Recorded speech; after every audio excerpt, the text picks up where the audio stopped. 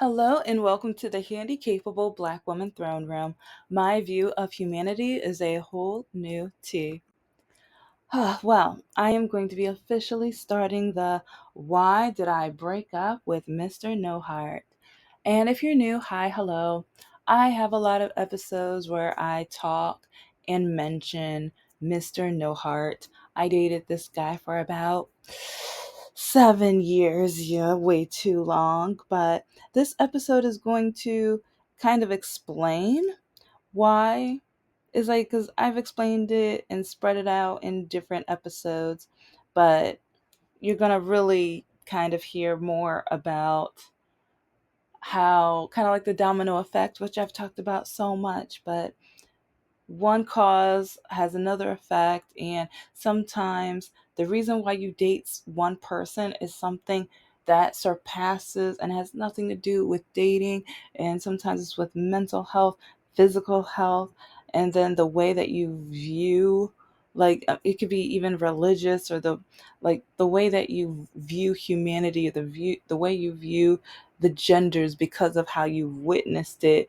throughout your life, not only with your parents, but family members and just other situations, sometimes at school and things. So, but this episode, I will be basically focusing on how selfish my ex, Mr. NoHeart, was, because Mr. Lockakey, that's going to be probably another series down the road, but he was definitely selfish, to the point where, if you guys been watching the episodes, I have over 300. So whenever you're having a cleaning day, or when you're just kind of having one of those days you're just laying down, you just need a nice soothing calming book. Like, I can't say my episodes are gonna be a cheering up type.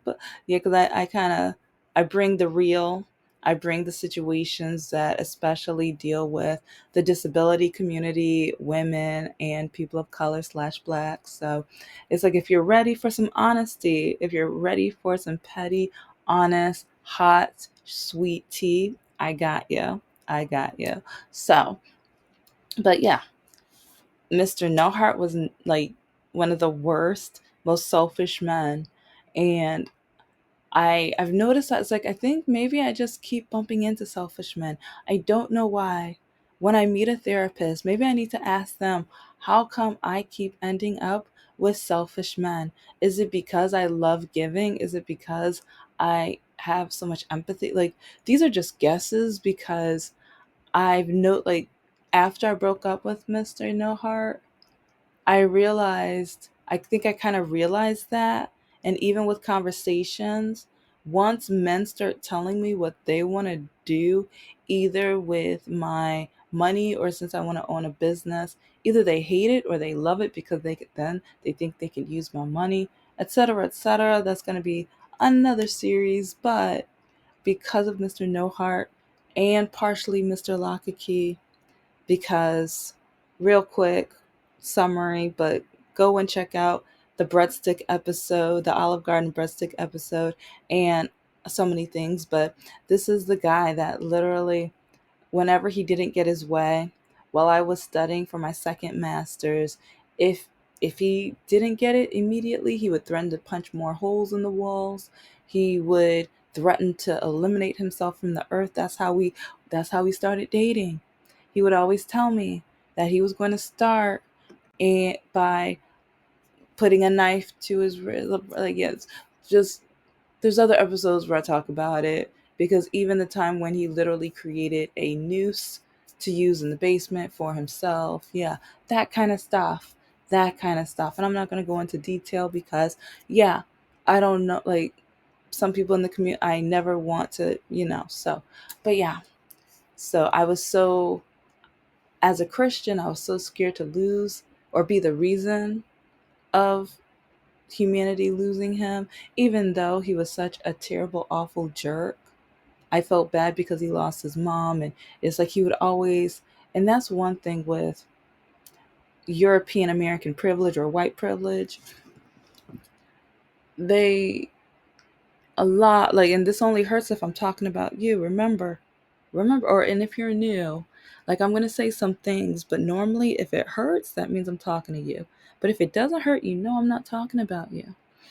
But, and this leads on to Mr. NoHeart, because I think Mr. Mr. Lakaki saw the fear that I had of, as a Christian woman, I need to make sure you're safe. As a Christian woman, I need to make sure you feel love. As a Christian woman, I need to make sure you're okay.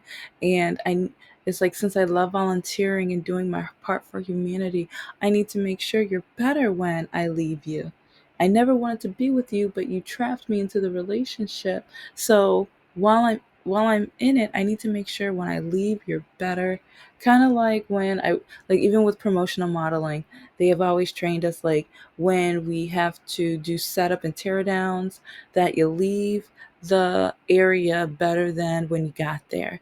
And so if it's in a parking lot, make sure the surrounding area is clean of litter and all of this other stuff. And or even conference areas, make sure that, like, yeah, everything is basically cleaned up. So it's like, that's kind of how I felt with dating too. I never wanted to make a man feel worse or be in a worse situation than from where when we were together. And so when I finally felt freedom from Mr. Lakaki and got with Mr. NoHeart, I ended up with another selfish, no good person, and someone who saw that I love, like, giving, and I love being compassionate. I think, like, with the whole love languages things, I hear that yeah, there's a whole story on the author of who created the love languages things, which I'm like mind blown, and I really want to learn more about that. But I feel like I love when I'm able to give. I love when I can surprise somebody and put a smile on their face, especially if it's something that they need. And even with friend or, well, fake friends, I thought they were my friends, but I loved when, like, they were needing like a babysitter, and I was able, like, you know what, I'll and they were hard on money. I'm like, you know what, I'll babysit for you. Don't worry, I got your back. You're my friend. You have my back next time. But then I realized they never had my back. They never had my back. So this happened a lot. And I think that's one reason why a lot of men hate me now, because I learned from it and I know what to look out for. And a lot of men who try to tell me either what, like, their expectations of me and how they want me to keep giving to them. And with Okay, I'm going to start going through a list of areas where Mr. No Heart, when I needed him the most. And I've already talked about some of these main things, the full episodes, but just add all of this stuff up and let me know if you would stay in this relationship, or tell me, when would you have given up? Because best thing, some new stuff. Okay, because I know Mr. No Heart loves to take advantage of women, and I know he loves to take advantage of women at their weakest points. And he mirages love with power and dominance, and his masculinity, like, it can never be at risk, because yes, he is a father of two girls, and he has an ex-wife. They were married for a year until she cheated on him with, I believe it was a dishwasher at a bar or whatever. Yeah. Yeah. But it's like, at first I used to be like, oh my gosh, how could she? But now she's a racist, no good bigot, because this is the same woman who said that once the orange guy is president, this is the first term years ago, but she said she was going to buy me as a slave. That's right. Buy me as a slave and whip me until I die. Yes. But then my ex always said he was a Democrat, but now I feel like he just lied to me in order to be in a relationship with me. So that's one reason why the selfishness. But with his now ex-wife, or still ex-wife, who they got they got pregnant. And my ex always said it was like the night he was going to break up with her. She told him she was pregnant. And part of me feels like he didn't question it. But then he told me he doesn't think he is the father. He told me several times he does not think he is the father. He just didn't question it, and he did what he thought was right. But then he kept telling me he never loved her. He didn't like her. He wanted nothing to do with her. And he's like, he did it so much. And like I've said in another episode, I love being petty, but he has another profile where he looks you up, Mrs. NoHeart. Because, yeah, you kept your married name because you wanted it to match your children. So, yeah, just know that he still looks you up. Like, even though I haven't seen him in years, like throughout our relationship, I would catch him looking at your profile. And I blocked him. Like, he doesn't care anything about me. I don't have his kids. And everything in my life he never wanted me to accomplish because I'm Black. His mother and him both, every time I accomplished something, they wanted to make sure I only got it because I'm Black. And yeah, if you don't think that's selfish, that's selfish. If you don't think that's selfish, that's selfish. But back to his ex-wife, because it gets really juicy. Because if if he didn't love her, if he didn't care about her, if after years of her begging to get married, he said he was only going to marry once in his life because both of his parents kept getting married and divorced. You took that chance even though you didn't think the oldest daughter, and then you stayed in that relationship in order to have a second child, or you ended up having a second child. But with the first one, you could have just gotten a DNA test so that you could know for sure. Because if that wasn't your child, then you could have just, like, if you really want to break up with her, and that's one reason why I know he loved her. I know for a fact, like, because it's like also with his roommate, sometimes him, like, they would start talking about her while I'm in that, like, I'm like, okay, you guys are still talking about me. And so it was a red flag, but then he took advantage of my disability because he knew it was getting worse. And he knew that I was at a point where it's like, and I think that's the only reason he wanted to date me, because he saw that my walking was getting worse, and a lot of men wanted nothing to do with me because of my walking. And since it was getting worse, once he had me, I was too scared to be single again because I knew no one else was ever going to want me, love me, or marry me, because that's what my mother always said. I don't think I ever told him that, but but men know. Men know, and they take it at some, and this only hurts men if I'm talking about you. It only hurts if you feel like I'm talking about you. But some men take advantage of women's weaknesses. Some men love the point where they can capture a woman or keep a woman, and the woman is too scared to leave, either financially or even health wise or emotionally or any of that, so. But part of me just feels like, if you didn't love this woman, you could have just taken that DNA test. It's like, because you can even have the DNA test before the baby was born, so you didn't even have to wait for that long. But then it's like you stayed with her because you were so-called doing the right thing. But yeah, it's like doing the right thing if that's your child, but if it wasn't your child, you were just doing it because you like and love this woman. You wanted to be with this woman, because then you ended up having a second child with her. Now it's your child, and it's for sure your child. But then she ended up and left you, and sometimes I'm like, why did she leave you? Because he always blamed her, but I'm like, well, you chased after her, so is it really her fault? Because after dating him for 7 years, he's a selfish, no good, like, let's start, okay, I can start going through the list of things that makes him a no good, selfish jerk.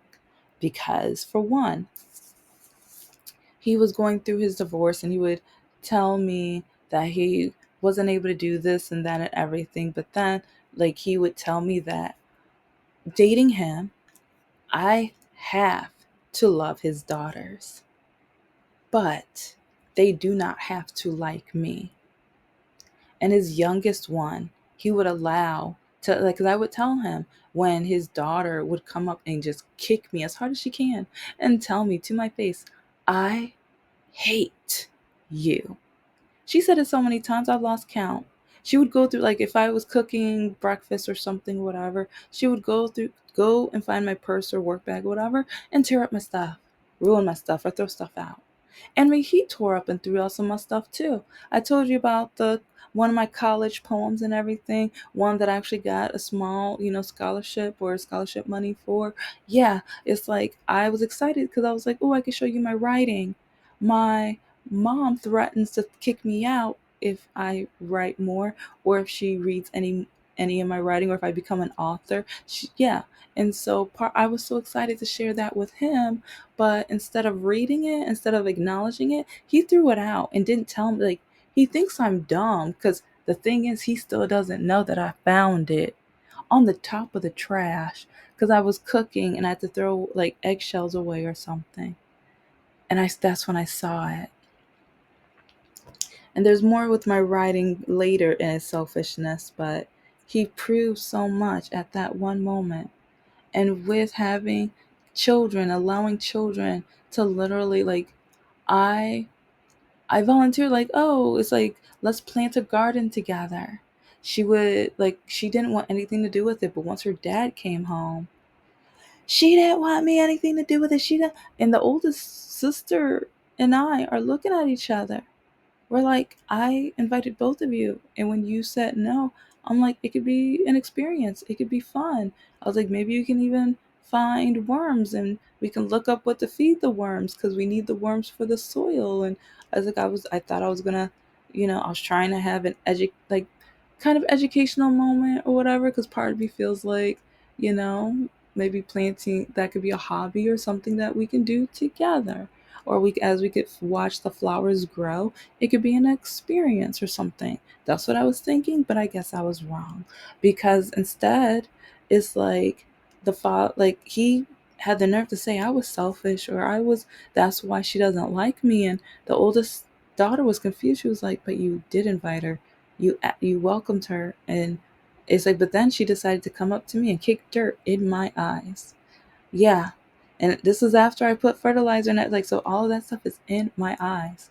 And so then the oldest daughter is helping me get into the house so I can rinse out my eyes and stuff, or wash out, rinse out, whatever. And then we hear the youngest sister, she sees us and she sees we're trying to go to the bathroom. And so she runs into the bathroom and locks the door. So then we have to maneuver to the kitchen because, yeah, she forgot there was a sink in the kitchen too. So then we go, because then she's just sitting in there. She's just sitting in there because she thinks that's going to, like, cause me more pain. And well, I say the whole story later or whatever, or in an earlier episode, but it's crazy because my ex, he plays video games during this because he was like, oh yeah, just wash your eyes out. He doesn't talk to her, he doesn't punish her. And it's like my eyes are literally red for hours because of the irritation and everything. And then I know even like a month later, he's like, oh, didn't you start a garden? I'm looking at him like, after what she did, like, no, I don't feel comfortable. Like, you don't even care if I am safe or in harm. Like, if I go out there and start planning, she might find a reason to go outside and do it again. You're not gonna care. You didn't even help. You just went and played your video games. So if I don't feel safe, why in the world? And so even like with my businesses and everything that I want to start and create, it was never good enough. Whenever I accomplished something, it was only because I'm Black. But then when I wanted to start a business, it was never good enough until he wanted to start a 420 business. And he begged me for a few months. But part of me was just like, how come all of my ideas were a waste of time, like my t-shirt designs, or even with my books or children's books? And like, I had a number of ideas that I want to do. And actually, I'm starting to create some of the ideas very, very soon. So I'm very excited. And I have 6 children's books and a novel. And I'm having a novel later this year. So, but anyway, yeah, every time I had an idea, he dismissed it and hurting me more and more. And this is probably going to be a part 1 because I have so many more examples of his selfishness. But he begged me to start the 420 business, and so we started that and everything. But he doesn't have any money. He didn't have, or back then he didn't have any money. and he couldn't save any money.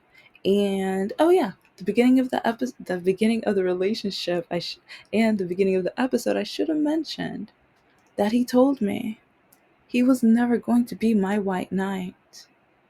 I've said this before, but he told me to my face he was never going to be my white knight, and that I better never try to move into his house, and that he was never going to help. Like, and it's like I thought he just meant like since I was having such a terrible relationship with my mom, and that I thought he meant that, but no, he literally meant he was never going to help me. But he said that he wanted us to have a marriage type of relationship, but without the wedding rings and things like that. And that kind of hurt because after it's like I kept saying how selfish he was. It's like, okay, so you want us to be quote unquote married, but then you never help me, but then I always have to help you. I always have to help you. All of the times and I loaned him money. He still owes me for the gas money. And the crazy thing, I ended up being his white knight. And that sounds really odd because I don't know, part of me is just like, okay, that kind of sounds racist. But no, it's like, okay, well, okay, I ended up being his princess because I'm not going to say, like, but yeah, or yeah, I kept being his heroic princess in a way, saving the day. His vehicle gets repossessed. He can't feed his daughters. And oh, he couldn't feed his daughters quite a few times. And then the light and like the heat, they forgot to pay that in February of the year, the same week as the Super Bowl. And it's like, oh, he couldn't buy like when he needed a new vehicle because the other vehicle broke down. First, they need to go see grandma, and he didn't, and his vehicle wasn't working, but he didn't really want his mom to know how hard it was. So instead, he pitted me to go and use my vehicle to drive like an hour and a half there and an hour and a half back, or whatever. And then also the camping trips where he didn't have any money, but it's like I offered, like I will go to my bank and ask them. It's like, can we just let him borrow it for the weekend, give it a time frame, give him a limit 200 to 300, and that like, and if he tries to go over that, he'll get declined or whatever, or I'll get a call asking for permission, something like that. But no, but no, he kept saying that I was obligated. But how many times has he met my parents? Zero. Even when my mother died, he never, like, he had an opportunity to at least see her body. I know that sounds kind of odd, but yeah, you know what I mean. He had the chance to go to her funeral. I begged him. I cried. I pleaded. I had a terrible relationship with my mother, which most of you already know. But she was my mother, and out of all times in my life, I needed him. But what did he tell me? He was never going to be my white knight. And to me, it's like I should have realized white knight to him means friend. It means companion. It means a true, genuine boyfriend. And sometimes I wonder, and I think because I realized he started watching these red pill episodes things either while he was talking to his ex-wife or still with his ex-wife or whatever, while they're still married, or after out of anger, because he was doing so many things of red pill. And part of me was just like, but you were married and like you're back in the dating world. It was like, was your marriage that bad, or are you such an awful person that you had to start doing things of the like incel red pill society? Are you that terrible of a person? Because begging me to start a business with my money, but then 6 months later telling me, oh, never mind, and never paying me a penny back, not one red cent.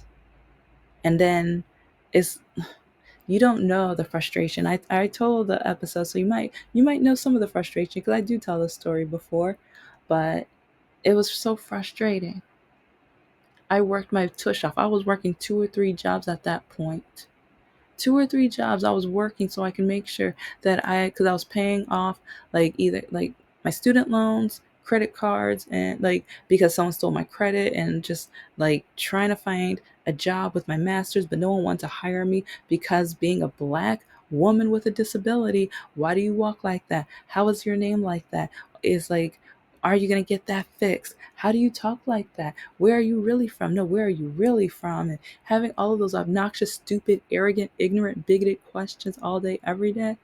But it's like, but found a way to at least save enough money to try to get myself together to try to save for a house. But then he's always asking me for money when I'm like, you're a man. You're a grown man. You're too scared to ask for money from your mother and your roommate. And you refuse to be my white knight. But then you always expect me to save you, to rescue you. When you broke my car, watch the oil change episodes. You broke my car. You messed up my car twice, but you broke my car. I went and got it fixed. But then they put the wrong coolant in it, and so it overheated. I didn't know why it was overheating, but that in the winter time, I was driving to work. It was overheating. I pulled over. I called him, and he told me, call your dad. He told me to just call my dad. Do you know, like, and this is like year 6, year 5.5 or 6 years after everything I've done for him. And this is only like a couple months after my mom's funeral. So everything is just coming down and just getting worse. And just, it's terrible. And I needed him. But he just told me, call your dad. And yeah, he never met my parents, never met my father. The one time he dropped off money, like when he finally got that car he needed, because he didn't have enough money because his credit score was so bad. So he should have went to one of those money like loan places, that fast cash places. It's like yesterday I learned some history about those places, but I should have just told him, go to those. Yeah. And when he said, but I'm gonna have to pay the interest, you've never paid me a dime. So yeah, try that for once.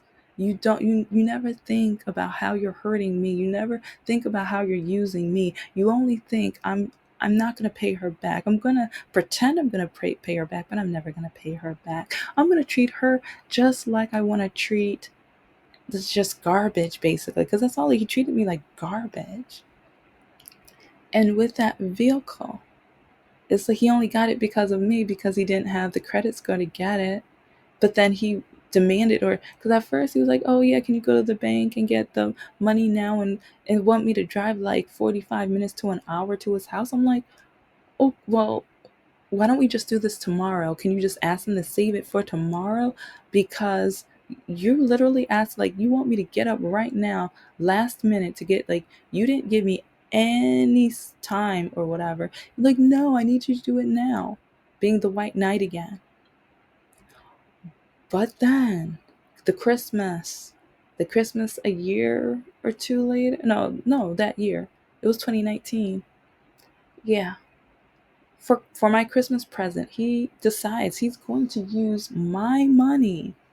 He's going to use my money to buy a Christmas present with. He wasn't going to pay me back. He was going to buy me a Christmas present, because then he can go back to his family members and brag about the present he got me. It was going to be a laptop. That's not how you give Christmas presents. The only other presents he gave me were stuffed animals. The only other presents were stuffed animals. And it's like one time I cried because I was tired of getting stuffed animals. I was tired of that only being my worth. Because he told me, like, he used to brag how he used to get his ex-wife jewelry, pearls and stuff. And I'm like, well, we've been together for years. When am I ever going to get any of that? And to my face, he told me, you're never going to have my kids, so you're never going to get that. And he, you never know how much that hurt.